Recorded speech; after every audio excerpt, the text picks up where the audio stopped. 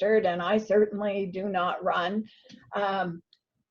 But 5K walk, there are some prizes. It's just a bit of a motivator to get out, enjoy the beauty around you, appreciate your province, and have a little bit of a cardiovascular workout too. So that's unique to this year's virtual conference.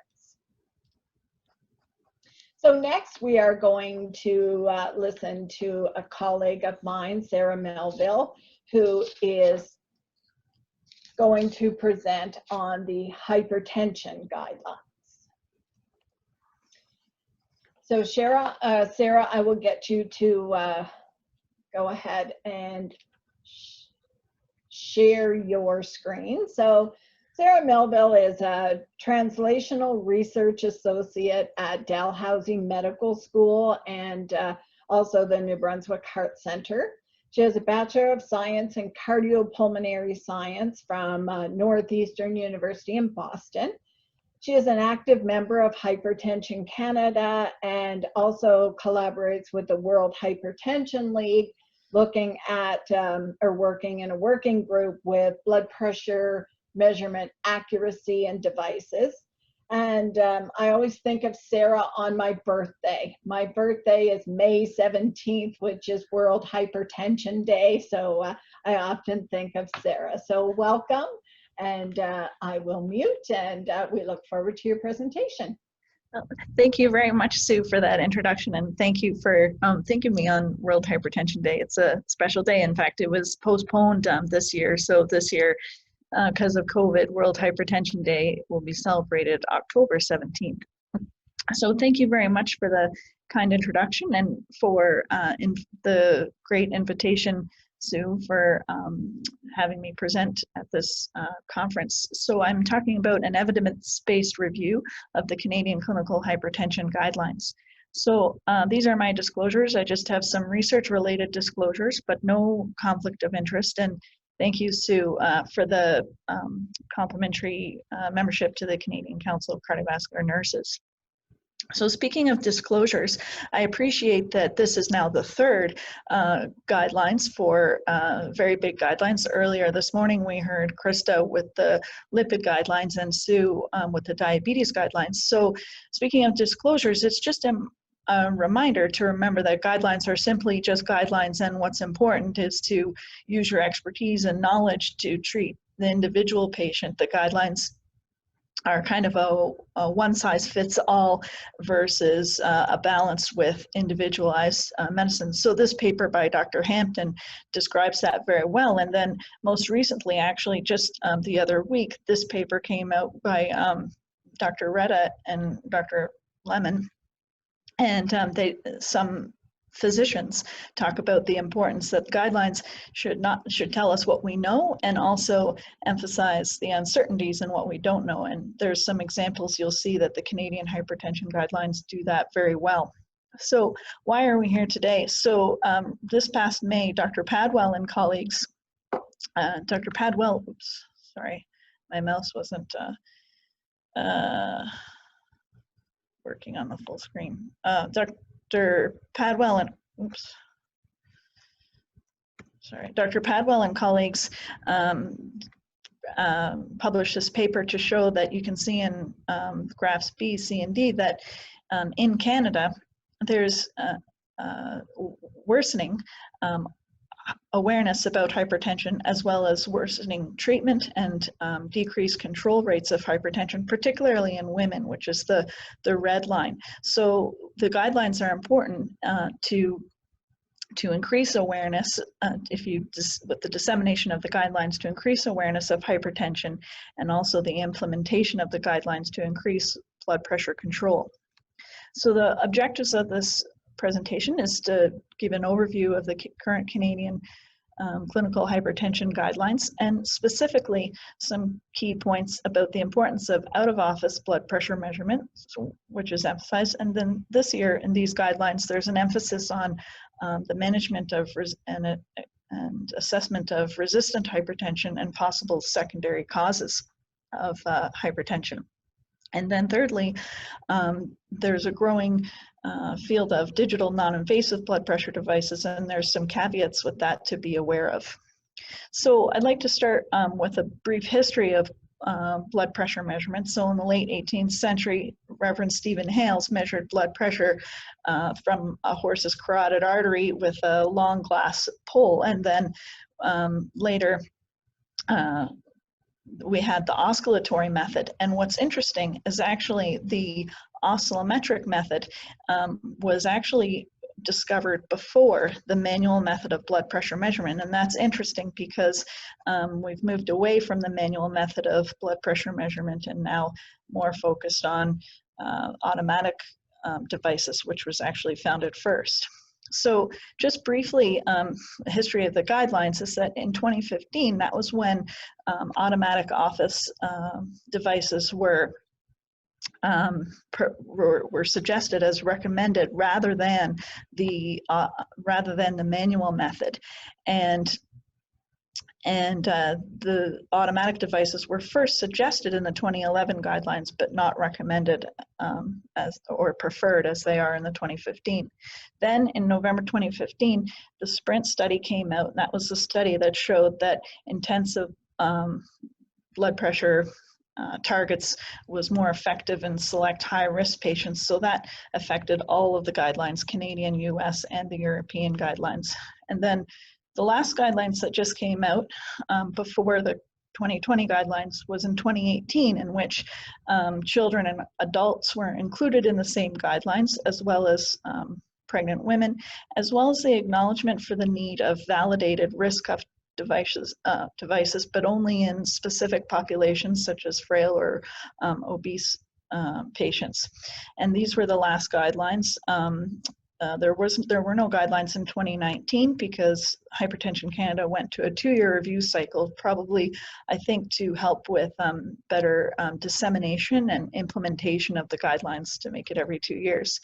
So previously, Hypertension Canada was known as CHEP, which is the Canadian Hypertension Education Program, and the website is hypertension.ca, and on Twitter as well. It's a professional volunteer nonprofit organization, and the guidelines generally have traditionally come out every year, as Sue mentioned, on World Hypertension Day on May 17th in the Canadian Journal of Cardiology. Hypertension Canada also does an important role in terms of providing independent data review of validated blood pressure devices, and I'll explain later why that's very key, because just because a device is licensed on the market, Health Canada and the FDA actually don't check the data to check that it's validated. So you can also download the mobile app for these Canadian hypertension guidelines on your phone. So the past president of Hypertension Canada was Dr. Nadia Khan, and the current president is a pharmacist in Edmonton, Alberta, Dr. Ross Sayuki. So just briefly, some resources. The Hypertension Canada website has some important resources for both clinicians, physicians, nurses, and patients. And Sue, just to clarify, these brochures were the ones that are free with your Hypertension Canada membership. So these were the ones that I was going to bring for our New Brunswick Heart Center symposium, although it was unfortunately canceled due to the COVID.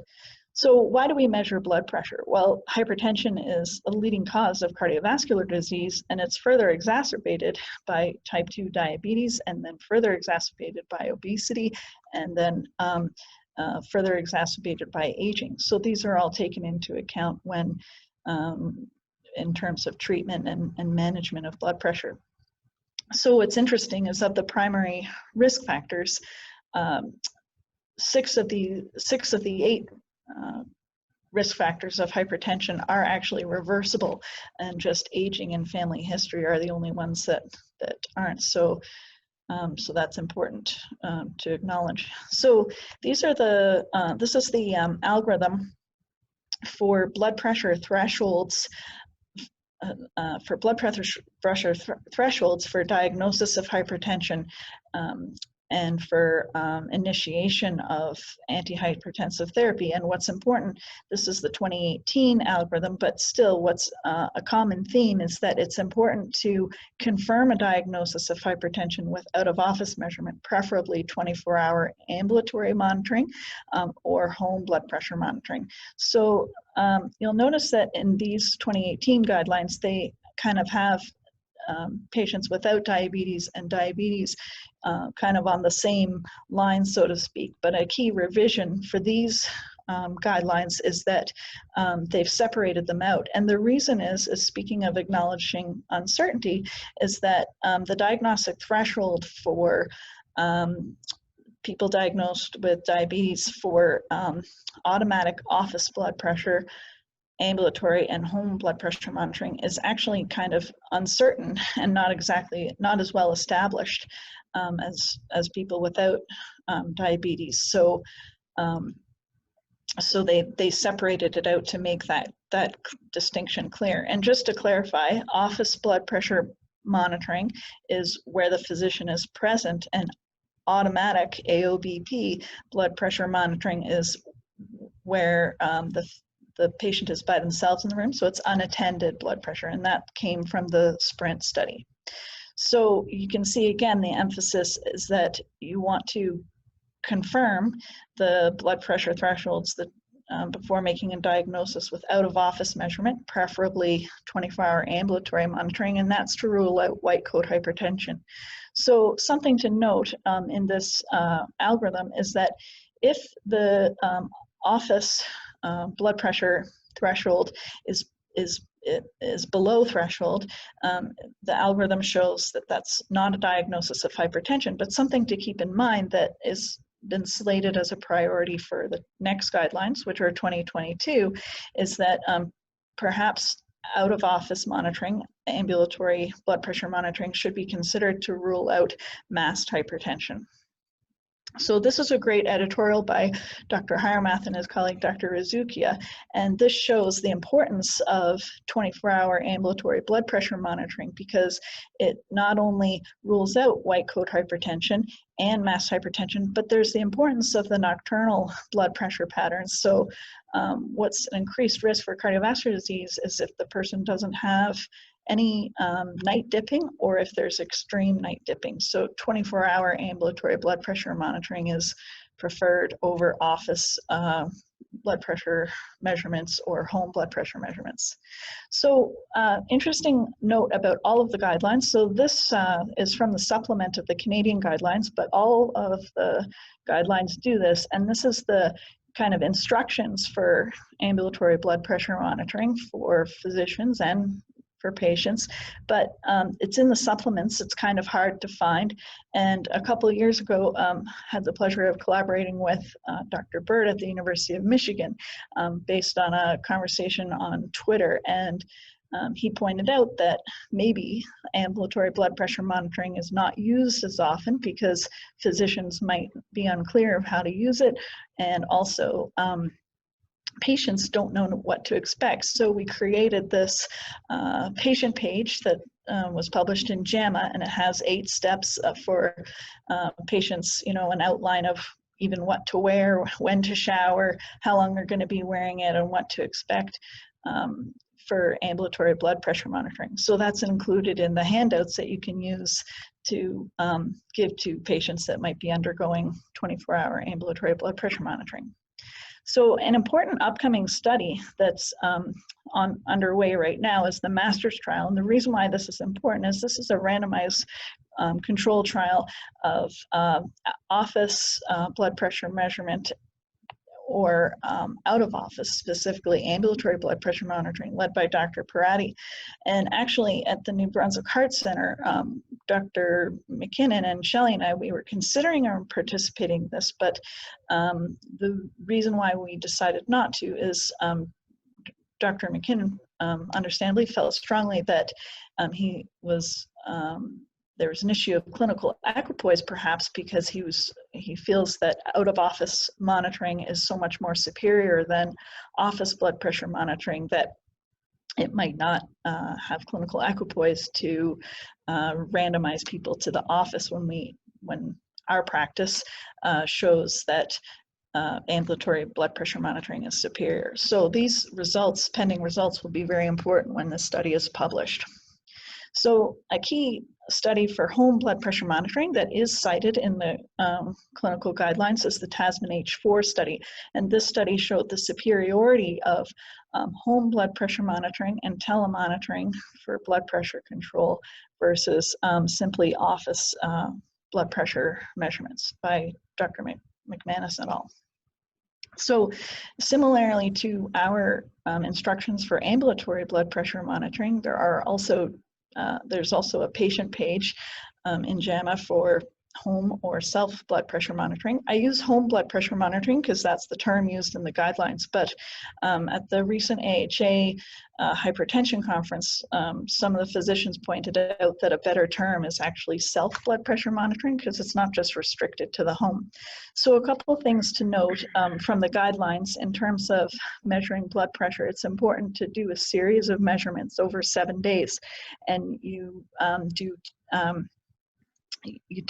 2 measurements in the morning and 2 measurements in the evening with 1 minute apart, but you drop the first day, and the reason before you do the averaging. So you average days 2 to day 6. And the reason for that is because generally the first day is higher. So it's 4 readings a day, those are averaged, but you drop the first day. And it's important to have it before breakfast and 2 hours after supper, before taking your medications on an empty bladder, after sitting quietly for 5 minutes, no tobacco or caffeine, and no exercise 30 minutes before. And you want to measure the blood pressure at home if there's any changes in medications or if there's any new symptoms. So what's important to know about devices is that there's 2 types of devices: wearables, which are not regulated by Health Canada or FDA, and they're not validated either. So it's important when choosing a blood pressure device that these are licensed and cleared by Health Canada and FDA, but they're not necessarily validated. So the key point of this is to be sure wearables are essentially for entertainment purposes only. So specifically, Hypertension Canada has a recommended devices page where the volunteer physicians have done the peer review of the validated data from certain companies and provided a recommendation of which blood pressure devices are accurate for home use.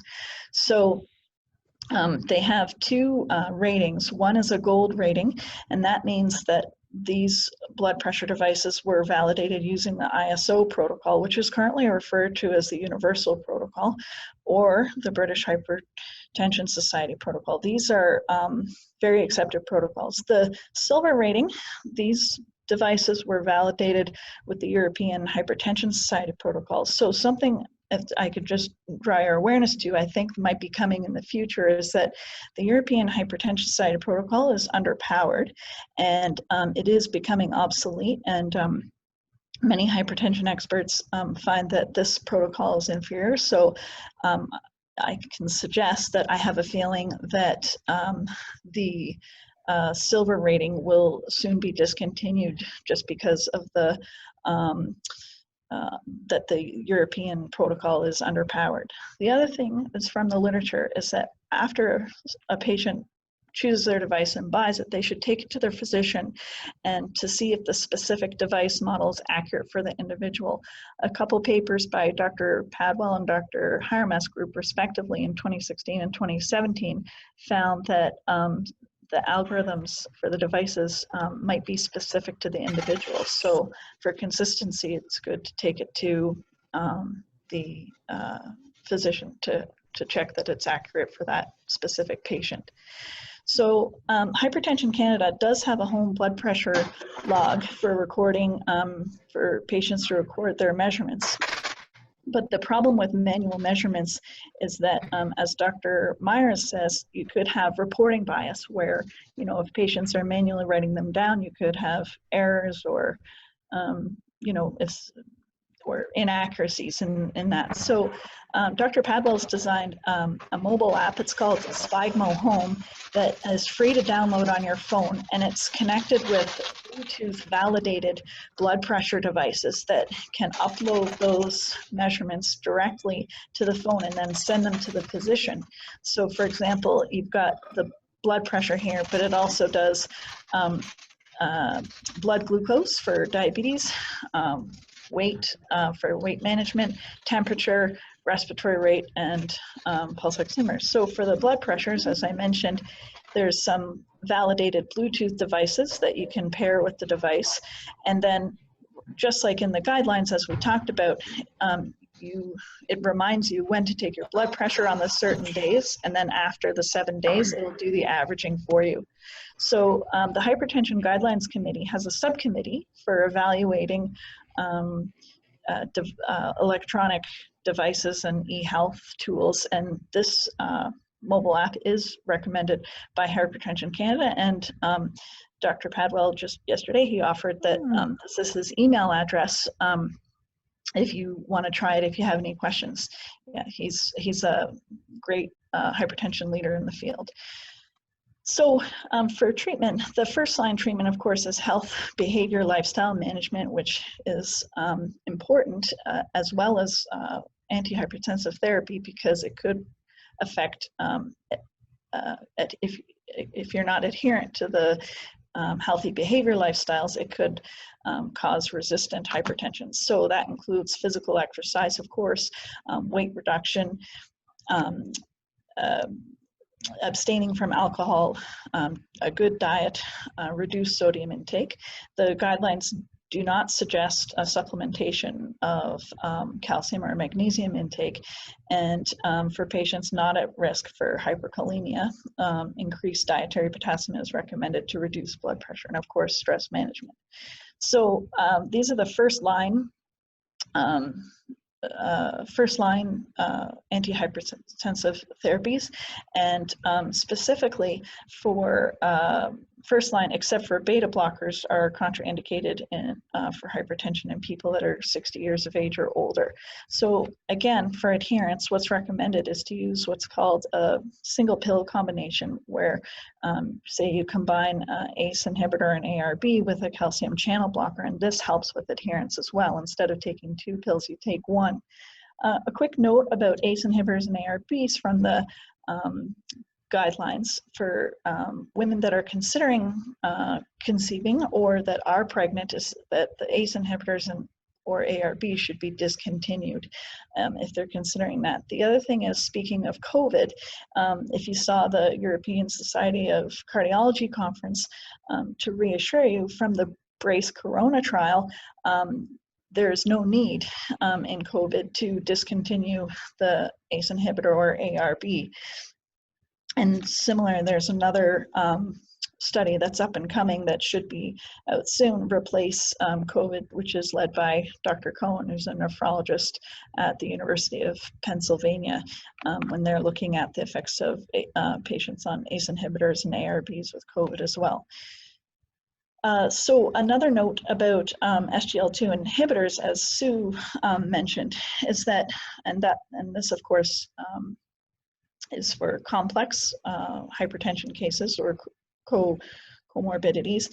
So SGLT2 inhibitors are not approved as antihypertensive therapy. However, of course, if someone has diabetes and hypertension, or heart failure and hypertension, they'll be used in that. And one of the priorities identified for the next guidelines for 2022 is complex hypertension. So perhaps these will be mentioned more in the next 2022 guidelines. And similarly also, as Sue mentioned, with the SGLT2 inhibitors, they might be mentioned in, for chronic kidney disease patients, because SGLT inhibitors, as per the recent DAPA-CKD trial, could be used in patients with chronic kidney disease with or without diabetes.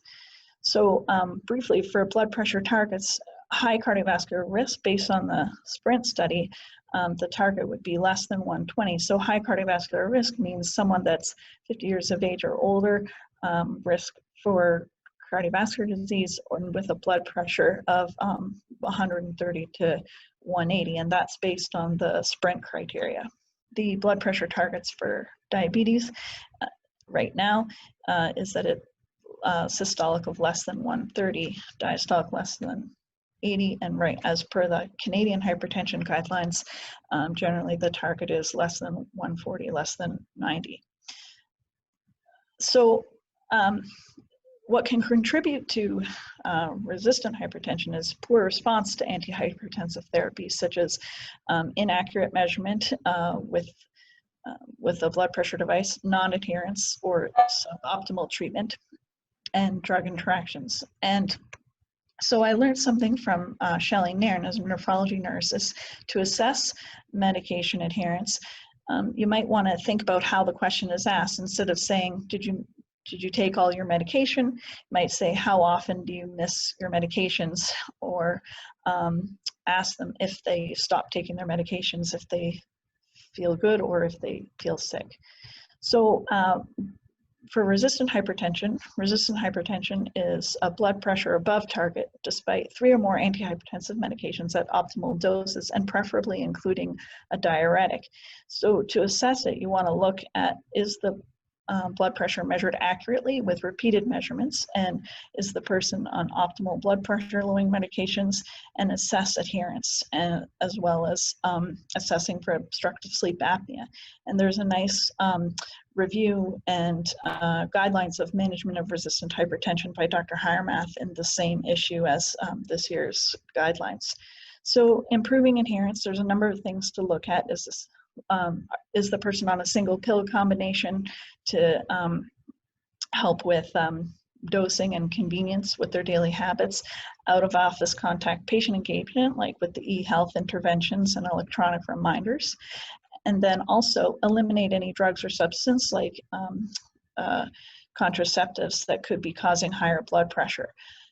The other thing is to evaluate for secondary hypertension. Specifically, the most common one that's come up in the literature recently is primary aldosteronism.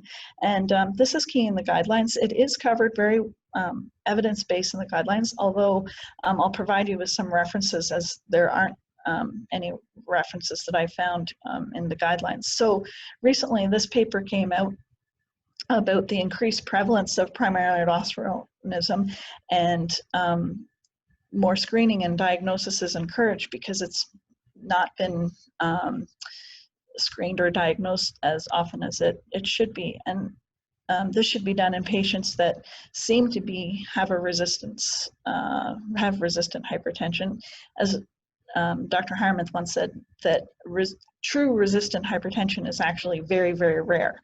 So people that are resistant to hypertension, that are on 3 or more antihypertensive medications, or that have unexplained or diuretic-induced hypokalemia, or that have incidental adrenal adenoma. And you should screen for assess the plasma aldosterone and plasma renin activity to screen for primary aldosteronism.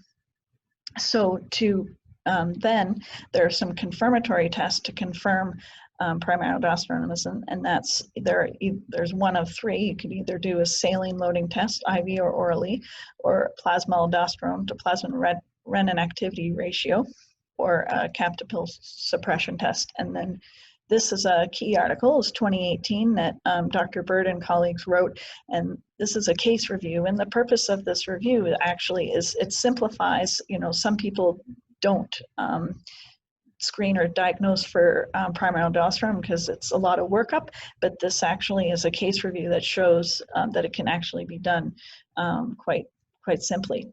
So overall, the key points is that the automatic unattended blood pressure measurement is preferred for office blood pressure monitoring, but that to confirm a diagnosis of hypertension, 24-hour ambulatory blood pressure monitoring is preferred over home blood pressure monitoring.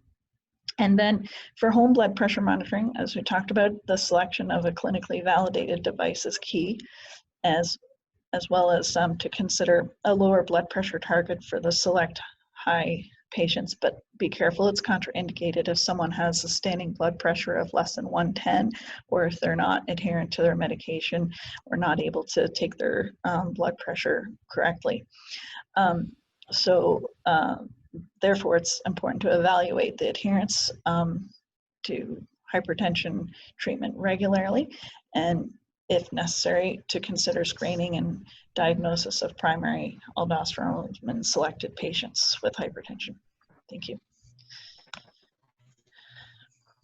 Excellent, excellent presentation. I very much enjoyed that. Thank you, Sarah. Thank you, Sue. In the interest of time and keeping on time, there are two questions in the chat box, one from Gerald McDonald and the other from E. Stevens. And Sarah, it would be very helpful if you would be able to take a peek at those two questions. One was written at 3:47 p.m. our time, the other at 3:48.